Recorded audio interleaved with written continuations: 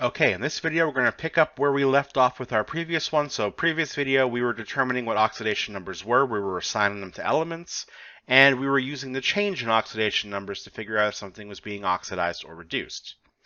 Now what we're going to do is we're going to take redox reactions and we're going to split them up. Right, so we'll start off with figuring out how to write a half reaction. Half reactions are really straightforward. All it is, it's the reaction that shows only the oxidation half or only the reduction half. Right, so if we take an equation, so this is a reaction, permanganate ion reacting with iodide will form manganese 2 and molecular iodine. Now one thing you may notice is that there's a lot of stuff missing from here, right?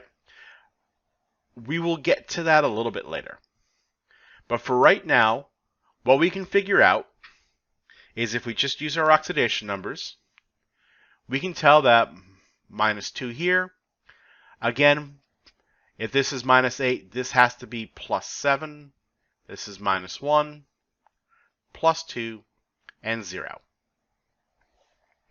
Right, so what this means is that if we take a look at our reduction reaction, the reduction, manganese, or I should say permanganate, becomes manganese 2. Right, the oxidation of manganese goes from plus 7 to plus 2. That is a reduction. So this is the reduction half reaction, permanganate to manganese. The iodide goes from being minus 1 to 0. That's an increase in its oxidation number. So that is our oxidation half reaction. Right, so I minus to I2. Now again, there are a bunch of oxygens missing there. Half reactions will also have electrons in them, right? Because this is about the transfer of electrons between substances. Those we're going to add in as we balance. So keep this equation in mind because I'm going to get back to it a lot later in this video. But we'll try a more straightforward example first. So what I'm going to do is I'm going to start off by giving you guys some rules. So there are 6 rules that we're going to use to balance a half reaction. Right, first step is assign oxidation numbers. We've been doing that. Second step is to write those half reactions based on the oxidation half and the reduction half. So we've already done that so far. The third step, once we have our half reactions, we balance them both for mass.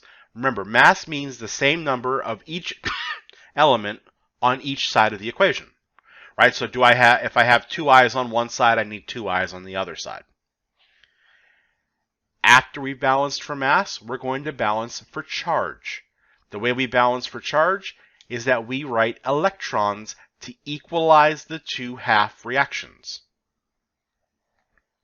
Now, one thing to keep in mind is that once you identify what the half reactions are, their definitions tell you which side of the arrow to go on, right? So if oxidation is losing electrons, the electrons should probably be a product for any oxidation reaction because they're being given away. Reduction reaction is gaining electrons, so the extra electrons should be a reactant. Right, and we'll go over how to do this. It's actually really easy to do. So you balance both half reactions for mass, then you balance them both for charge. Now you're ready to try to recombine. What you have to make sure of first, though, is that each equation has the same number of electrons, right? Rule of conservation, whatever goes into a reaction has to come out of it. So whatever electrons are being lost by the oxidation half have to be exactly gained by the reduction half. And we do that just by finding the least common multiple of the number of electrons. Right, and once we find that least common multiple, we scale up each equation so that the number of electrons is equal to that. And finally, once you've done that, what you do is you combine the 2 equations, and anything that cancels out, and you're left with your overall ionic equation or molecular equation, depending on how it's written. All right, so let's try a simple one of these. So for this simple one, we're going to talk about the reaction of chlorine and iron 2. That will form chloride and iron 3. Now, you look at this equation and you go, well, yeah, this is easy to balance. I just put a 2 in front of the chloride and I'm done, right? I have 2 chlorines on the left, 2 on the right, 1 iron on the left, 1 iron on the right. I'm good, I'm done. Problem is it doesn't work out charge-wise because the left-hand side of your reaction is +2. The right-hand side of your reaction is +1. So since the charges don't work, it's not balanced. So we're going to go through. I want you guys try it. So use the rules from the previous page. Try to balance this reaction, pause the video, and then pick it back up when you think you have an answer.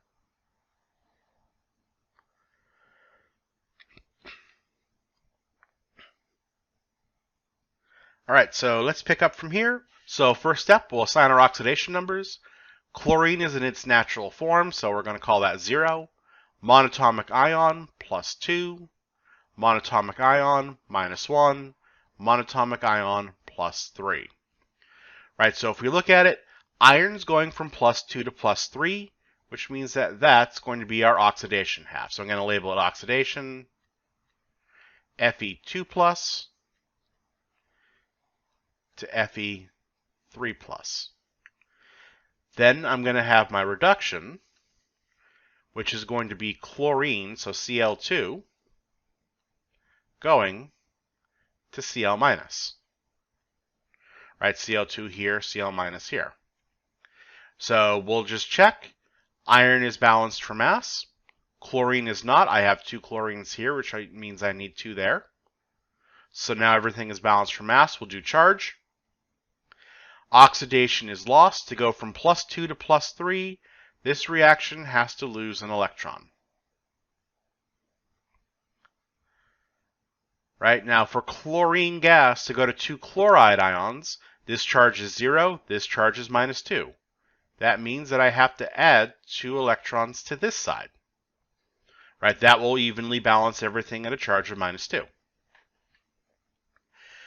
Now we notice the electrons aren't balanced. I have 2 in my reduction, 1 in my oxidation.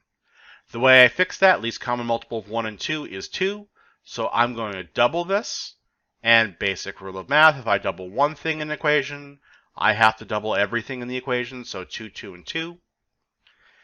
Now that these are balanced, we'll sum everything up. The electrons cancel out. We're left with Cl2 plus 2 iron 2+ will give us 2 chlorides and 2 iron 3+. Right, so if we look at it now, 2 chlorines, 2 chlorines, 2 irons, balanced for mass. Overall charge of this side of the reaction is going to be 2 times 2, so this is +4.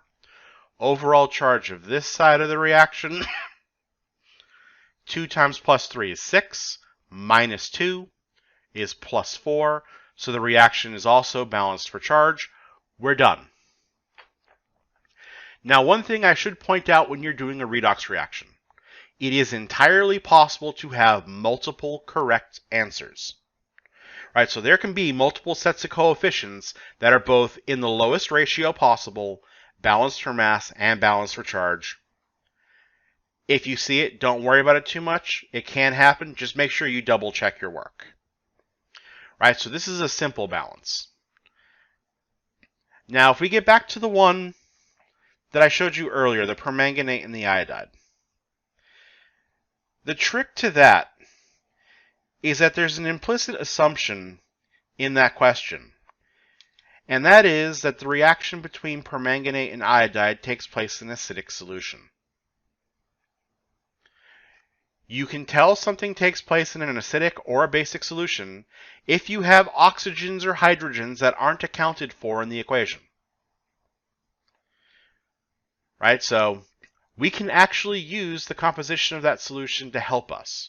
Right, because if a solution is acidic, acidic solutions contain 2 components. First off, because it's an aqueous solution, it will have water. And because it's an acid, acids by definition donate protons, which are H+. So we can use these to help balance the equation. Similarly for bases, For bases, we're going to have hydroxides in water. We'll get to that when we can. Right, so the trick here is if your reaction's an acidic or basic solution, when you go to balance for mass, if the oxygens can't be equalized out, then what you do is you add water to balance the oxygens, and then protons to the other side to balance the hydrogen. Right, so that's how you'll balance that half reaction for mass. Now, if your solution is basic, you follow the exact same process. Right, so you use protons and water to balance out your half reactions, and at the end, to make the solution basic solutions have extra hydroxides, OHs. Right, now it's actually really nice because hydroxide plus proton yields water. Right, so all you do is you add enough hydroxides to each side of the reaction to completely consume all of the protons, turning them into water molecules. So that'll leave you with water on one side and hydroxide on the other. Now we're going to do plenty of these in class, so if you want to try this example, you can. Otherwise, I'm just going to do it out for you. So if you want to try it, pause the video for a couple of minutes. But this is the reaction that I gave you guys earlier. And here, I actually noted it was an acidic solution. So try to balance this, see what you get, and then we'll pick it up in a couple of minutes. Okay, so what we're going to do here is, again, this manganese was plus 7, minus 1, plus 2, and 0. Right, so manganese to permanganate is our reduction half reaction. Now, it doesn't matter whether you do oxidation or reduction first. What I am going to do, though, is I'm going to leave myself a lot of room. Right, so I'm kind of going to move over to the middle of the slide. MnO4 minus yields Mn2 plus. Our oxidation half is going to be iodide forming iodine. Right, so normal balancing, we'll balance for mass first. I'll do the oxidation first. That's balanced for mass, that's good to go. This one right here to balance for mass, 1 Mn on both sides, 4 oxygens. I'm going to balance out the oxygens by putting in 4 water molecules. When I do that, though, I now put in hydrogens. So I'm going to balance the hydrogens by using protons, so 8H pluses, to balance out these 8 hydrogens. So now everything here is balanced for mass. We'll do charge. Again, the oxidation reduction or oxidation half is easier. 2 minus on this side, which means that this side also has to be 2 minus. This side's a little bit more complicated. I have a plus 8 here and a minus 1. So this reactant side is plus 7. This side is plus 2. To balance it out, I need 5 electrons on this side. So now we're balanced for charge. Now to equalize, 5 electrons here, 2 electrons here, least common multiple is 10, right? So if the least common multiple is 10, what I'm going to do is I'm just going to double this reaction here. So 10, 16, 2, 2, and 8. And this reaction here, I'm going to multiply by 5. So 10, 5, and 10. Now I can add everything together. So 10 electrons and 10 electrons cancel out. I'm going to have 16 protons plus I'm going to have 2 permanganate ions and 10 iodide ions. Right, so 16 here, 2 here, 10 here. Those will yield 2 manganese 2 ions plus 5 iodines plus 8 H2Os. right? So this is the equation as balanced in acidic solutions.